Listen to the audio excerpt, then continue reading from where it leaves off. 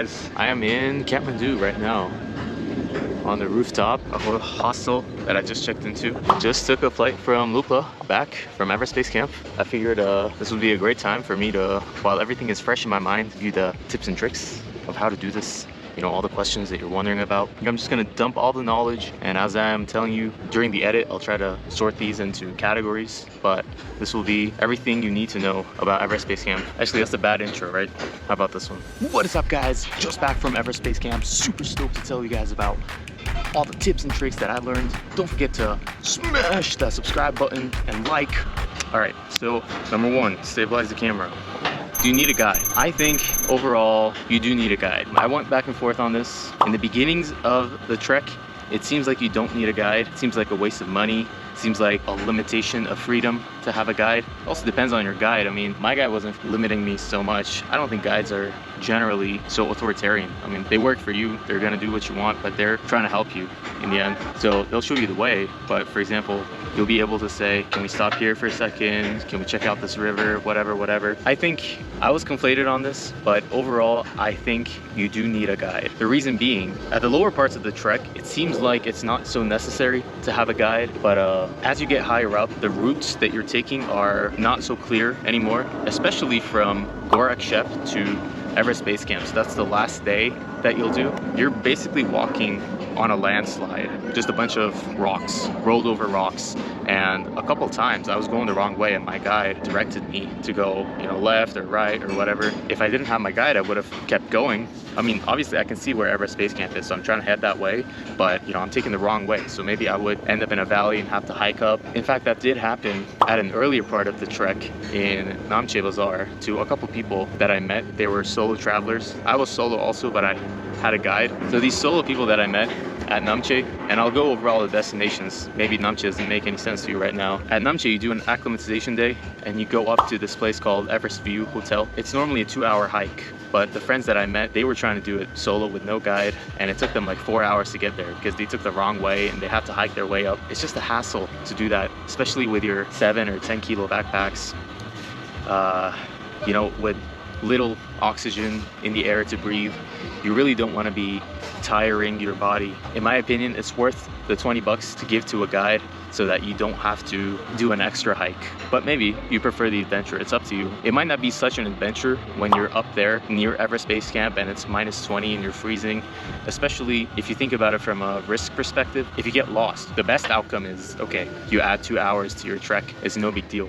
But if you do get lost and the sun goes down, remember on the mountain, days are shorter, sun goes down sooner, and if you're left in the dark with no guide, no one knows where you are, and it's getting to be like -20 degrees Celsius. I don't know what that is in freedom units. I think maybe -10 Fahrenheit. You might even die. I mean, you're not gonna have a fun time. So just for all those reasons, I would advise you to get a guide. If you maybe say that, yes, the trails are not marked, but you can see other people kind of snaking their way through the correct way to get to EBC, and you can just follow that way. It's true, you know, when you get to an intersection, you can wait. You can wait for some people to come and just follow them. That is possible, yes, but in order to do that, it has to be the on season. So the mountain has on seasons and off seasons. I went during the off season, and I'll talk about that maybe right after this tip. So if you go during the on season, yes, you can follow the people, but now you run into the issue of too many people on the mountain. And what I mean by that is there are only a limited amount of tea houses. That's the name given to the place that you're gonna be staying at, tea houses. There's a limited amount of space in every tea house, and during the on season, there are more people than spaces in the tea houses. So you're gonna have to maybe deviate from the standard itinerary. You're not gonna stay in the classic, you know, the set locations of the itinerary, just maybe an hour away from the village that you're supposed to stay. You might need to go find a room there. If you have a guide, your guide will know, oh, this village currently has no power. Oh, this village currently has no running water supply. This village is already full. This village is whatever, whatever. So during the on season, the advantage of a guide, the connections and the knowledge that he has with regards to the tea houses. So overall, in conclusion, if you go in the off season, you need a guide because the trails are not marked and they'll really save you some time, maybe save your life in case you get lost. And during the on season, you need a guide because the guide will help you secure a place in the proper tea house that you can stay for that night. Also, I should add, I mean, like, really the backpack is such a hassle. So you don't want to come to a tea house, notice that it's full or closed or not operational at the moment, and then have to hike down or up 2 hours to get to another tea house with your heavy backpack. You know, these hikes themselves are not so hard, but the backpack really makes it an issue. So guide is different than porter. There are two different people that you can hire for this trip. A guide tells you where to go, gives you information about the mountain and all that sort of stuff. The porter just loads like a bunch of bags in a basket, or sometimes they tie it up and they attach it to their head like this. Maybe I'll put a video. Maybe they don't speak English, sometimes they do, but that's not his job. His job is not to talk to you and give you information or whatever. His job is to just carry stuff. He's a porter. He transports stuff, just your bags. So the way this works is you have a 15 kilo limit to take on the flight anyways. You have a 10 kilo check-in and a 5 kilo on your person limit. And on your daily hike, you only take maybe a couple things that you need, like a couple extra layers, water, maybe medications, and all that stuff that you might need. And then the rest you give it to your porter, and he carries it up the mountain for you. In my case, I had a guide slash porter. I came with 10 kilos. I gave my guide like 3 kilos. So I was carrying like 7 kilos. That's a bit harder than what you can choose to do, which is to get a porter. Maybe it might be like $10 to $20 per day for a porter, but then you might end up carrying only 3 kilos, which would significantly make your trip easier. So if that's something that you want, take a look into hiring a porter as well. And you can split a porter with a couple people too. The other thing is you have to tip these guys also. About 50 to 100 bucks is normal, expected, average per person, meaning if you have a guide and a porter, you should probably tip them between 50 and 100 bucks each, on top of the 10-20 bucks per day that you're paying them. Okay, next, how do you book these guys? I was gonna book online in the US before I came here, but had a couple issues with the online booking group trip that I was looking into when I was in the US. And I had this problem in my mind, which is if my flight gets canceled, then am I gonna be forced to take Jeep with a bunch of people and not get to EBC?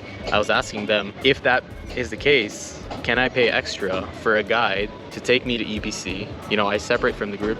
I go to EBC myself, kind of like a solo trip with a guide. I'll pay extra for it, you know, this is what I was offering them. And then come back down, because for me, like, going to EBC is the whole point of this trek. Well, they told me I got their number on WhatsApp. Tip, get WhatsApp. Outside of the US, WhatsApp is very useful. He said, come to Nepal, we'll talk. I went to his office, whatever, we talked, and when I went there, he raised the price and whatever, just we couldn't agree. And I said, okay, I'm not gonna book your trip anymore. Went around in Tamil. Tamil is kind of a very touristic part of Nepal. If you come here, walk around, you'll be able to find a tour, and that's what I did. So I ended up going to Tamil, talking to a couple people, negotiating, and I booked myself a solo trip for much less than what they were offering for the group trip. I can also put the number of the guy that arranged the trip for me. His name is Rajesh. So my advice would be, don't book it from your country. Come here, go to a local office, negotiate. Say you want this, you don't want that, whatever. Craft the perfect trip for you. You'll end up paying less. That's my advice. There are so many companies offering this. There are so many guys. It's not gonna fill up. Don't stress. Come to Tamil, come to Nepal, book the trip, no worries. All right, so that's it for do you need a guide. This reminds me, what kind of trip do you want to do? Your options are, you can just go on your own, but I advise you to book a guide. So if you're gonna book a guide, you can book a group trip or you can book a solo trip. I booked in a private trip, so it was just me and my guide. I picked the private tour because the issue with the group tour is the guide has to make a trip that works for everyone, and everyone has different plans, different times that they have to be back at Kathmandu. For example, I'll give you an example. The group trip that I was looking into had the following disclaimer. If we can't fly on the first day, we'll try to take a helicopter on the second day, which means everyone in the group has to budget an extra $500. And if they can't take the helicopter, if the helicopter can't fly because of weather reasons, then on the third day they take the Jeep. But because they take the Jeep, it takes a long time and they don't get to make it all the way up to EBC. for me, that was a deal breaker. That was a deal breaker for me because, I mean, I'm going to see EBC. Like, why would I do a random hike and come back? I want to see EBC. But the group trip has to do that because they have to bring you back to Kathmandu at a certain time because there are like 10 people in the group, right? Because I did a private trip, I can just tell my guide, okay, we didn't fly today. Let's try tomorrow. Let's try tomorrow. Let's try tomorrow. I can keep my trip open-ended and keep trying as long as I want. And I don't have to be forced to take the Jeep. I don't have to be forced to cut my hike early before I get to EBC so that I can return back to Kathmandu. I can make my own plan and be free without having to accommodate everyone else in the group. That's the advantage. Even the helicopter, you know, like being forced to take the helicopter on the second day to shell out an extra 500 bucks, I think it's not worth it. Just try another day. If your flight gets canceled, you just try the next day. You don't burn your flight ticket. So I see no point in spending an extra 500 bucks to like immediately get to the mountain the next day. There's no rush. Okay, your flight gets canceled. It kind of sucks because you wake up early in the morning, go to the airport, but if it gets canceled, then you spend a day exploring Kathmandu and then you try the next day. Unless you're in a group trip, you're not going to be forced to pay 500 bucks to take the helicopter. You'll be able to just push your trip as much as you want. And if you do want to take the helicopter, it's still an option. But my point is the private trip is more free than the group trip. This might not be the best location to shoot a video because Kathmandu is a loud city, but I guess this makes it more genuine, you know, local, at the right place. So I'm talking about the on-season, the off-season. What do I mean? The on-season is basically spring or fall. So March to May is spring. The weather is warm, skies are clear, everyone's on the trails, the tea houses are popping, the cities are lively, all the bars are open, all the restaurants are open, so on and so forth. It's a great time to go, but it's busy. You got the crowds, but my guide prefers the on-season. The second alternative for the on-season is fall, which is September and October.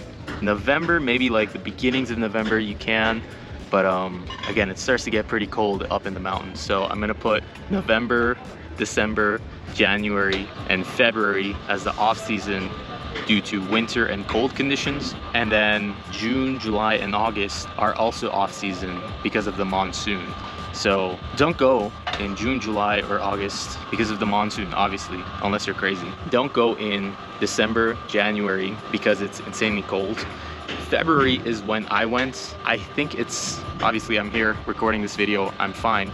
It was pretty cold and we had a lot of issues. A lot of times no running water, especially as you get higher up in the mountain. Running water becomes impossible, and the alternative is water in a bucket that you use kind of like a ladle to pour into either your toothbrush or whatever, wash your hands and all that stuff. But you know, even the water in the bucket freezes at minus 20 Celsius. It's pretty hard to go in February as well, but it's a challenge and it's fun, and the advantage is there are no crowds, so you get to enjoy the beautiful mountain with all its beauty without people kind of making noise and, I don't know, ruining that atmosphere. If that's something you prefer, maybe you want to go in February. You could go in January technically, but it's super cold. I mean, like, if your goal is to avoid the crowds, might as well go in February because there aren't a lot of people in February versus January, and might as well pick February. I imagine the same thing applies to November. It's kind of like a shoulder season between the on and off season. So I guess the conclusion of this tip is pick the on season if you want, you know, lively atmosphere, especially at Namche Bazaar. On the way down, a lot of people come to Namche Bazaar. Actually, all the stops on the way down. On the way up, you can't drink because of all the acclimatization and altitude issues. I'll get into those as well. But on the way down, people start drinking and having more fun. The accomplishment has been achieved. So, you know, there's nothing you can mess up anymore. You can take more risks. So people don't prioritize their sleep as much, their hydration, meaning they start drinking and having fun and partying and all that stuff on the way down. If you go in the on season, you'll be able to take part in those parties, I suppose. Especially in the big cities like Namche Bazaar, all the bars will be open, the restaurants will be open. When I went, for example, only a couple restaurants were open, only a couple bars were open. But personally, I'm very happy with my decision of going in February. It was cold, but it was a challenge that I enjoyed. I had never been in that much cold before. Because there are less people, the mountain was quiet and nice to see. And because there are less people, you know, kind of ironically, it makes people more social when there are less people, because that small group of people has to talk to each other and get to know each other, because, you know, you keep seeing the same people at every tea house, so you automatically become friends. Yeah, so that is to mean it's not antisocial during the off season, but you definitely don't have the music and the lively atmosphere of the on season. All right, so that is it for on season versus off season. The itinerary, let's talk about that. So your first stop is Lukla. You arrive there. Some tours make you stay there because it's hard to get to Lukla. So maybe first I should talk about how to get there. There are 3 ways you can get there. One is you can take a flight. The flight it's an experience. It's hard to get the flight because Lukla Airport has a super short runway. It's the world's most dangerous airport. Only a couple flights go every day, and a lot of times flights get canceled, meaning your itinerary is probably going to get pushed back 1 or 2 days. So I guess a tip is add 1 or 2 days on both sides of your trip, accounting for trip cancellations, because if you're flying, it might get canceled. That's what happened to me. First day my flight got canceled. Second day also no flights flew. So the way the Lukla flights work is like there are a couple flights. There's first flight, second flight, third flight, and probably nothing after third flight because the weather gets pretty bad. So if you're on first flight, probably you're gonna get there. If you're on second flight, the weather might get bad and get canceled. My first day, I was on second flight. I didn't get to fly. Well, anyway, so flights to Lukla get canceled. Your alternative is to take a helicopter. I had to take a helicopter on my third day. So we tried first day and second day. No flights flew on those days, so we had to take a helicopter. Lucky for me, the helicopter was already going to rescue someone from the mountain, so I didn't have to pay extra. But normally you have to pay an extra $500 to take the helicopter. So another tip, bring some extra cash. For this reason, to buy stuff in the mountain, a lot of reasons. You need some cash handy on the mountain. For rescue down, you might need a helicopter to take you down the mountain if you get altitude sickness. Gotta talk about altitude sickness too. Gosh, this is gonna be like a 1-hour video, but informative. I'm gonna tell you everything about this trip that you need to know. All right, so flights. Alternative is helicopters. That's the second way you can get there. I guess you can directly book the helicopter. And the third way is to take the Jeep. Jeep takes 2 days and it drops you off, not at Lukla. You have to hike your way up to Lukla. It's the cheapest option. It should be about $50 to $100 both ways. So total, depending on your ability to bargain. I wouldn't take the Jeep, honestly, because just ground transportation in Nepal is very shaky. And doing that for 2 days is as you guys know, I don't think in Nepal also. Yeah, if they want, yeah. It's a trip all on its own, you know. But it's the cheaper option. You can do it because the flight to Lukla is $450 both ways, and then the helicopter is $750 one way. Okay, so those are the 3 ways that you can get there. This can tie into another tip, which is when you come here, don't explore Kathmandu before you do this because of issues like this. So your flight's gonna get canceled, or you're gonna have to budget extra days when you return from the hike. No matter what you do, you're most likely gonna have extra days in Kathmandu. So my next tip is, I suppose, don't prioritize exploring Kathmandu. It's gonna happen automatically. Don't worry about it. Probably your flight's gonna get canceled. You're gonna have an extra day. If that doesn't happen, I told you to budget a couple extra days after your scheduled EBC trek end date. You need to budget maybe like 2 days because stuff can happen on the mountain. Your trek can be extended. Your flight back might have an issue, whatever. So take those couple days to explore Kathmandu. Don't come here, finish Kathmandu and go to EBC, because then if you have some sort of cancellation, you're gonna be like, well, I already did everything in Kathmandu, now I'm kind of bored. So that's that tip. Okay, so your first day, you come to Lukla, yeah? It's at 2,800 meters. You go down to about 2,500 meters and you sleep in a place called Phakding. That's right, not fucking, Phakding. It's about 300 meters lower, so that's what makes you acclimatize. You go high and then you sleep a little lower, and then your body gets used to that level of oxygen. Because even flying to Lukla, because Kathmandu, I don't know what the altitude is, but it's a lot less than 2,800 meters, which is Lukla's altitude. So you could even technically get altitude sickness from going to Lukla. But it's at such low altitudes that it's unlikely. A lot of people don't have symptoms until 3,500 meters. And it's really not the altitude that gets you, it's how steep, how fast you gain altitude. Anyways, so you go to Lukla, and the same day you could just do a 3-hour hike, super easy. You sleep at Phakding. You wake up, you go to Namche Bazaar. That day is quite a struggle. It's like being on Stairmaster Pro for 6 hours. You're just going up steps. Namche is at 3,400 meters, I think. So you're gaining about 900 meters of altitude. Carrying your backpack, it's quite a struggle. But you make it there, and Namche is kind of the big city, maybe the biggest city that you'll be at during this whole trek, because both the people going up and the people coming down cross at Namche, so it has become like a big city. It's actually called Namche Bazaar, so like place of commerce, you know, so it's like the downtown of the whole mountain.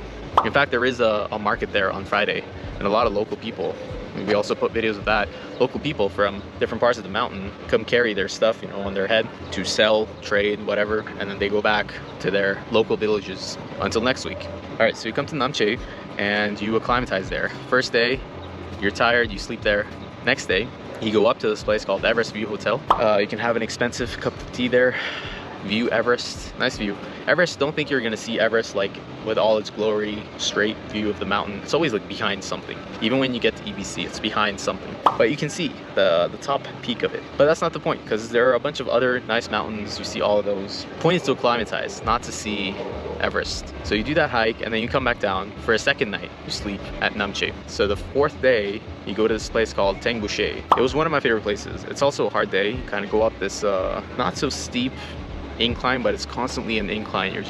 But the pace is slow. It's just like step, step, step, step. You're just kind of going up like a donkey. And eventually you get there after 6 hours. Tengbuche is beautiful. There's a monastery there. There are a lot of mountains around you, like 360. Beautiful views. You sleep there. You're at about 3,900 meters now. Next day, you go to this place called Dingbuche. Also, another pro for the guide, by the way. Potentially, we were not gonna stop at Tengbuche. We were gonna stop at a place called Bongbuche, because my guide was saying Tengbuche it can get windy these days, so it might be cold, whatever. So your guide also knows those kind of things, you know. But anyways, we stopped at Tengbuche. Sleep one night. You go to Dingbuche. Dingbuche is at 4,400 meters. At that point, you're pretty high. You should be having symptoms of altitude sickness. We'll get into altitude sickness also. Another tip. At Dingbuche, you do 2 nights. For me and my kind of a group, I went solo, but you know, you make friends and we kind of travel as a group. For our group, we decided to skip the second acclimatization day at Dingbuche because of weather reasons. There was a snowstorm coming right on the day that we were supposed to go to EBC. So we kind of tried to be faster than the storm and get to EBC. And that really actually tripped me up. I had pretty bad altitude sickness the later days. Yeah, the sickness is a separate issue. We'll talk about that. So Dingbuche, you spend 2 nights getting acclimated to that altitude. This is pretty high up there. Next day you go to Lobuche. It's at 4,900 meters. And next day you go to Gorakshep, which is at 5,100 meters. Lobuche to Gorakshep, and you drop your bags there and you keep continuing. This is the hardest day. You keep continuing to EBC. You see EBC, you take your photos, whatever. Then you come back and either sleep at Gorakshep and go to Kalapatar, which is a mountain nearby where you can see a nice view of Everest in the morning for the sunrise, or you do it in the same day for the sunset. So it's your choice. This is the first option. From Lobuche to Gorakshep, leave your bags, go to EBC, come back to Gorakshep, go to Kalapatar, catch the sunsets over Everest. Depends on your pace too, you know, if you can do it as fast enough to catch the sunset. Then come back, sleep at Gorakshep. Or you do that, but you sleep at Gorakshep, and then next morning you catch the sunrise. And then in both cases you start heading down. When you're heading down, it's quite a bit faster. So when you're heading down, you stop at Pangbuche, place I said that's between Dingbuche and Tengbuche that you can choose to stay. Then Namche, then Lukla. It's just 3 days going down. Yeah, the other reason that I prefer the solo, the private tour versus the group tour is because I was able to make this weather decision. I was able to say, let's skip this acclimatization day, let's just keep going. Because I'd rather see EBC not during a snowstorm. And also I'd rather not be caught in a snowstorm up at that altitude, you know. The snow was pretty bad as it was. I caught it going down, obviously. I caught it like 1,000 meters below, and I can't imagine how bad it was 1,000 meters above. So I'm glad I had the freedom of a private trip to make that choice. That's the itinerary. Talking all this stuff about acclimatization and altitude sickness, let's talk about that. Altitude sickness happens when you gain altitude super fast. What can you do about it? The only thing you can do, the natural thing you can do, well, okay, the only solution to it is to go down, to descend. That's the only cure for it. But there are treatments for it, there are ways you can manage it. But the fact of the reality is that humans are not meant to be operational at this altitude. Especially when you get to Guarachep, even the locals sometimes get symptoms of altitude sickness. What are the symptoms? I took a picture of something nice. You can use like a scoring chart. Pretty much a headache is how it usually starts. A light headache you can push through. Actually, you know what, like I'm talking about medical stuff. These you should ask your doctor, but I'll tell you what I personally was told and what I personally followed. A light headache I pushed through, and my plan was if I had any sort of vomiting was to head the f down right away. There's no joke about altitude sickness because it can turn into two complications. One is HAPE, one is HACE, and both are pretty much accumulation of edema, which is like bad fluid that you don't want, either in your brain or your lungs. And when it turns into that, you're out of luck. You don't want it to become that. You want to descend way before that. So if your headache turns into a serious headache, if you start having nausea, vomiting, symptoms like that, it's the other reason you need a guide, because your guide can kind of monitor you and see if you are not doing so well. Oh, guides also have this oximeter, finger pulse oximeter thingy. I don't think it's that expensive. If you're not gonna get a guide, maybe buy one yourself for sure. Measure your oxygen and make sure you're in line with this chart. If you sleep at 90%, you wake up at 70%, you have a strong headache, you're probably not doing so well. You should go talk to one of the guides if you don't personally have one. You know, guides aren't assholes. If you didn't book them, but you ask them for help, they'll still kind of take care of you. You're good people, you know? They don't just help you for the trekking part. When you stop at a tea house, they become waiters. They take your orders, they deliver tea, food, whatever. They just like take care of you for the entire time. Anyways, that's another +1 for the guides. How do you deal with altitude sickness? The only solution is to go down if it becomes critical. But in the end, you're gaining altitude, right? So you're doing something your body doesn't want to do. It's just you're always in the sweet spot of not severe altitude sickness. As long as you're not there, you keep ascending. If you start getting severe altitude sickness, you just kind of slow down. If you get too severe, you head down. But like the whole trek is this challenge of kind of holding that balance. Your friends are water. You definitely need to keep yourself hydrated. That's also why you don't drink beer or alcohol on the way up, because it dehydrates you. Caffeine also dehydrates you, so maybe try to avoid that. Okay, so water is maybe the only thing that can help you aside from this pill called diamox. The thing with diamox is diamox also makes you pee, so it also dehydrates you, so you have to drink extra water when you take diamox. But okay, diamox, I took half a pill in the morning and half a pill at night as a preventative measure starting the day that I was going up to Tengbuche. The reason being, naturally, with my natural capabilities, I was able to have no issues up until Namche Bazaar, and I don't know if I would have had any issues up at Tengbuche, who knows. But you pay a lot of money for this trip and you don't want to risk it, and this thing helps you, this pill helps you acclimatize faster. There are people who do it without. It's totally fine. It's your choice. In the end, it's a medical decision, but for me, I didn't see that many harms of taking this pill, and the benefit is reducing the chance of ruining your trip.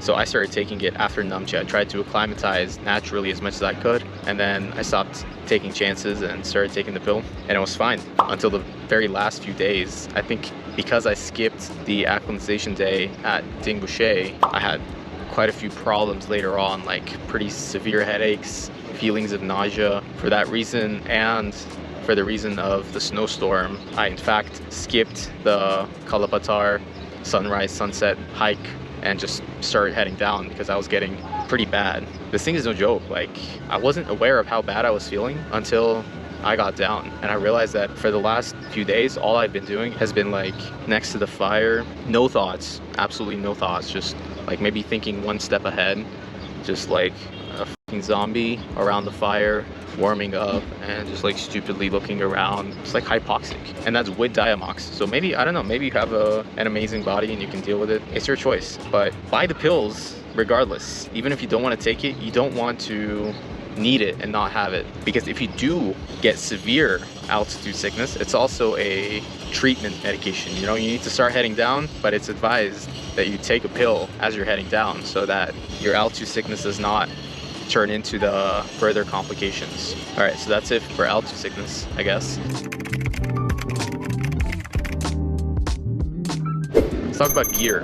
Also is nothing to stress about. You can even buy everything at Namche Bazaar. Talking about pills, sometimes when I travel I take melatonin, which makes you sleep. It's basically the natural sleep hormone, but you can take it exogenously also. But you shouldn't take it on this trip because one of the symptoms of altitude sickness is like trouble sleeping, and you want to be aware if you have trouble sleeping, and melatonin is gonna prevent you from noticing any symptoms that you might have overnight, such as a headache, so on and so forth. By the way, water, I said like keep yourself hydrated. It's 3 to 4 liters every day, which kind of sucks because if you drink that much you also pee a lot, and you have to pee at night and it's cold, and you get out of your sleeping bag and unfold your blankets. You lose all the heat that you trapped under the blankets, and you go pee, come back, and you need to warm up all your blankets again. It sucks, but you have to do it. I think for that reason I stopped drinking so much. Maybe that's also why I got pretty bad altitude sickness at the higher altitudes as it started to become colder. Also as like water became more expensive, maybe subconsciously I stopped purchasing so much. Talking about pills, you also want to get the iodine water purification tablets. Well, you can get bottled water everywhere, but like maybe after being Boucher, that water becomes pretty cold. You don't want to be drinking that cold water all the time. So your alternative is to get boiled water. Boiled water is fine. It's tap water or river water. Boiling it kills the parasites, but at higher altitudes, water boils sooner. So it could boil at lower temperatures. The parasites might not die. So minimize the risk, put the tablets in there. I also had these hydration crystals. You can buy them at Nepal.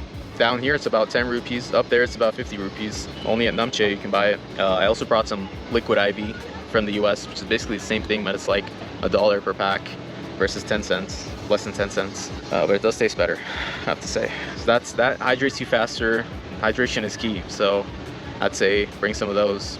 Bring anti-diarrhea pills. Water's not the only issue. Food can be an issue too. I had a couple stomach problems because of the cheese that I ate. I saw later days that the cheese is sometimes moldy, and that's probably what caused the issue for me. Miscellaneous tip: you should avoid meat after Namche. After Namche, everything gets pretty bad. All the facilities become limited, so no meat or animal products after Namche. Maybe buy a pack of antibiotics when you get here. You can get it over the counter. I know you can't in your Western country, probably, but I got here and I got a pack just in case. Buy some sort of like vomiting medication. But like I said, if you're vomiting, maybe it's due to food, maybe it's due to altitude, but you don't want to risk it. Like, you really want fluid in your brain. I guess at that point, if you have any sort of vomiting, you want to head down. I guess while we're talking about like stuff you should bring, let's go back to the gear that I skipped over. Gear is also no stress. They sell everything here. They even sell everything at Namche Bazaar, but you don't want to wait that long to get stuff. Especially with the main survival critical things, you don't want to take chances. That being your base layers, your shoes. You can buy shoes here, but I got a blister in my foot and it kind of sucked. You don't want to buy new shoes here. Bring shoes that you already have, that have been worn in, that aren't causing you any problems, and shoes that are waterproof and they're going to keep you warm. Actually, like, many people don't know, but you lose a lot of your heat to the ground from your shoes. So your shoes are pretty critical for heat. It's not a thick jacket that saves you. It's the thick soles of your feet that stop you from losing heat to the ground. So you don't want to take chances on the shoes. And the base layers, I think also gloves, and I would say any waterproof external thing. The quality here is not bad for the gear. Probably you don't want to take chances. So you need shoes, you need maybe like 12 thermal socks. I'm saying 12 because don't rely on the fact that you can make laundry. In my experience, Namche Bazaar had no power. They just had a power outage. It's just the way it is on the mountain. Like, they promise you that Namche, you can charge your phones, you can do laundry, you can take a hot shower and whatever, but the city has no power. What are you gonna do? Later points, I was looking to take a shower, but the water was frozen. There's all sorts of things happen. So I would say expect to take no showers and do no laundry for 12 days. Like, that should be your plan. And if you do get to enjoy one of those luxuries, then it's a plus. But plan thinking that it's not gonna happen. Also the showers, you wanna go for a gas geyser shower, which is, they have a tank. You have like a propane tank that burns, heats the water, gives you hot shower. Alternative is they boil a bucket of water. It's pretty hot. Yeah, you can like wash your hair or whatever, but you're gonna be like freezing cold once you're done with that shower. So that's the only option. I don't think you should do it because you're gonna be pretty cold afterwards. Sometimes with shower, that's what they mean. But yeah, go for the gas geyser shower. Undies, I guess also 12 pairs. You got your base layers, and then for your bottom you have, I'm actually wearing them right now, kind of like a cotton kind of fabric pants, and then a waterproof shell. If you're going the on season especially, it's going to be pretty hot when you're walking. For me, I was walking in -10, -20 degrees. I was wearing nothing but my external shell for pants because the hike is strenuous and you're sweating, and it's mostly in the legs, so your legs are warm. You want to be hiking with only your undies and your external layer. All right, my battery died. This might be the longest video I ever made. You're gonna sweat a lot when you're hiking, especially in the on season. Like even the off season, it was pretty cold and my legs were sweating. First day I wear all my layers and I had to stop and take them off because yeah, I was sweating like crazy. Even at the higher altitudes, I only wore my external layer. As soon as you stop hiking, it becomes pretty cold. When you get into the tea houses, you wanna go to your room and wear your layers. Oh, and another tip, you wanna prepare your room for the night as soon as you get there, because when the sun is out, temperature drops and your temperature also drops. When you first get there, yeah, you're tired, but you're also warm. So make benefit of that fact and prepare your bed, you know, this, that, sleeping bag, set everything out, take out your toothbrush, all that stuff, and be ready. For your top, for the base layer, they recommend this thing called merino wool. I didn't have that. I just bought like some cheap Costco shit and it was fine. And I went in one of the coldest months. So I don't think it's that important. I also only had one base layer. You don't want to overpack. I had one of everything, well, except undies and socks, obviously. Those you want to change, but like your base layers, I don't think I mean, I didn't sweat into them. They weren't smelling when I came back. And if my base layers aren't sweaty, then nothing is gonna be sweaty. Why would I need extra pants? If they get dirty, who cares? Top base layer, you need some sort of like fleece sweater type of thing on top of that. Maybe a t-shirt between the base layer and the sweater, that's your choice. I didn't have one. And then some sort of zipper thing that keeps you warm. I just had like a zipper hoodie kind of thing. Two external things. One, puffer jacket. This is what you will wear during the nights inside. The puffer jackets are not waterproof, but they keep you really warm. And the other is a waterproof shell. This is in case it snows or rains, and it can happen. Don't trust the weather forecast. Plan for rain. It's better to plan for rain and not get rain, so you need some sort of waterproof shell. The shell doesn't keep you so warm, so you need the down jacket also. And like I said, if you come here and you realize you don't have one of these, you can go to any shop in Tamil. I bought mine in Pokhara, which is a city that's 9 hours away from Kathmandu. And you can even buy it at Namche Bazaar, like I said. You can even be like that late in buying it. But don't wait that long. But I'm just saying, don't stress it, you know? If you realize you don't have something, you can buy it at Namche. For example, another thing you need is a head torch. I didn't have it, but I bought it at Namche. Let's talk about the miscellaneous things you need. Sunglasses, some sort of face mask, thermal, if possible, something like a balaclava, maybe instead of the face mask. A sort of beanie, sunscreen. As you can see, I'm pretty burnt compared to the rest of my body. UV gets pretty strong the higher up you go. Lip protection, not lip gloss. What is it? Not chapstick, because that's a brand. But what's the, well, okay, you know what I mean. Power banks, everything becomes limited the higher you go. That includes electricity as well. You need a power bank. I had like a 40,000 capacity one. Fill it up when you can, because you don't know. Namche is supposed to be one of the most reliable cities. It's, like I said, the biggest city. It's kind of the downtown of the mountain, but they had no power when I was there. And I went up the mountain and I came back and they still had no power for a very long time. No power also means no Wi-Fi. So tell your family you're gonna be missing for 12 days. They might not hear from you. You don't wanna come down and see the Nepali police force starting a task force looking for you. Let people know. Fill up your power bank, fill up all your batteries, fill up your phone. Put your phone on airplane mode because you don't want it to be searching for cell towers, losing battery. That drains a lot of its power. Trust me, it's not gonna find any cell towers, so might as well tell it to stop looking for them. But yeah, power banks, fill it up when you have the chance, because you might not have the chance later. For me, luckily, at Tengbuche, I had a chance to fill it up once more, but you have to pay for it. You have to pay for everything. The higher up you go, you have to pay for showers. That might seem obvious, it's an obvious luxury.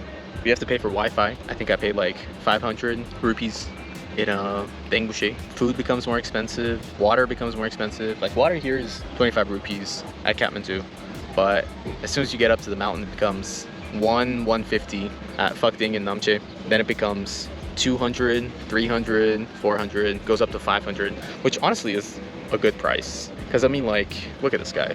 You think he looks happy? Like, you think he's gonna carry a bottle of water up the mountain for free for you? Look at this. Look at this donkey. You think that donkey's happy? Or the ox? You think they want to do that for free? Honestly, I think you're getting a pretty good deal. Like, even at 5,000 meters, water is 500 rupees. So it's about $3.5 for a liter of water. So would you carry a kilo up a mountain for $3 up to 5,000 meters? I don't think so. Even if they tell you 20 bucks per water, you're gonna get that water. So it's the other reason you need cash. You need to buy water, Wi-Fi, showers, laundry, electricity, charging, you know, all that stuff requires money. You need cash. They don't take Bitcoin or gold or US dollars in the mountain. Well, they might take dollars, but they might give you a bad rate. Oh, most important is wet wipes and toilet paper and soap. Actually, this kind of applies for Nepal in general. A lot of places don't have toilet paper or soap when you go, like to a hotel. I mean, I stay in cheap hotels. Probably your 5-star hotels would provide it to you, but it's BYOTP or BYOS. So have a bar of soap, have some toilet paper. I had to buy toilet paper at Namche too, because I brought half a roll. I was trying to pack light, but you run through that a lot, not because of the primary purpose of toilet paper. All the other things you need toilet paper in the mountain for example, the water freezes, so you don't have water to brush your teeth with. Okay, so what do? You brush your teeth. Okay, you can spit in the sink, but then how do you clean your mouth? How do you clean your toothbrush? You have to use toilet paper. So for all those sorts of things, you need toilet paper. Wet wipes, similarly, they work a magic.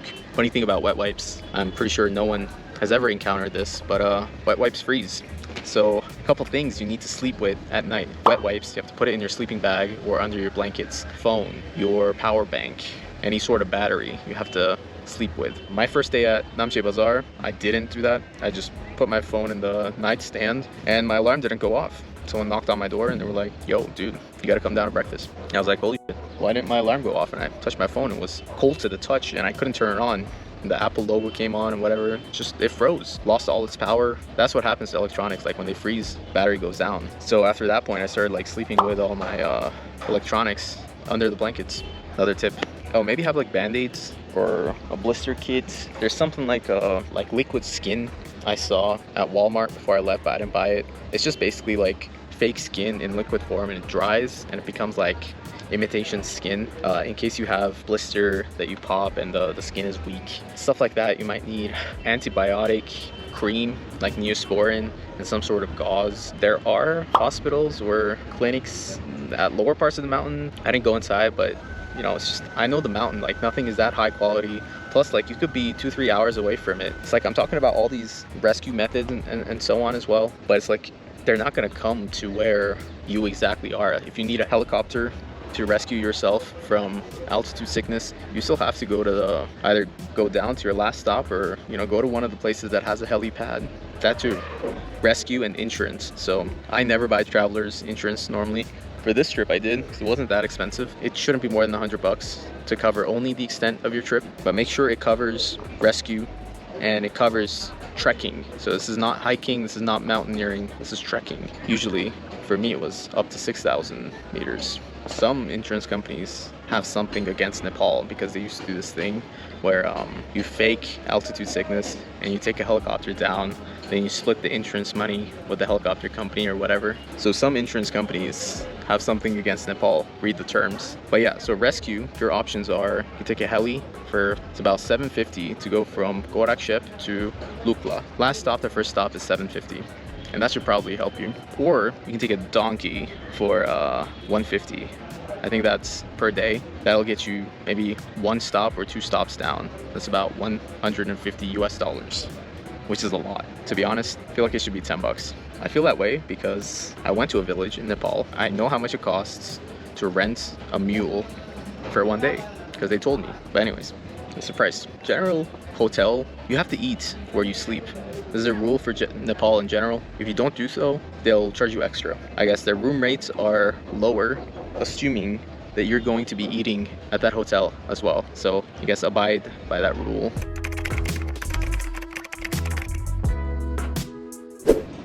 Did we finish? Can it be? Are there no more tips? I suppose that's it. I hope that was helpful. I vlogged my entire trip, genuine experience. Sometimes, to me, that's what helps me plan. If I see someone else actually going through it, it gives me like an understanding of the vibe. Then I can kind of get a feel for what it's gonna be like, and I'll pack, I'll plan accordingly. Take a look at those as well. Drop a comment below, guys, if you think this video was helpful. Don't forget to like and subscribe, and smash that subscribe button. Hit the ring to get notified. All right, see you guys.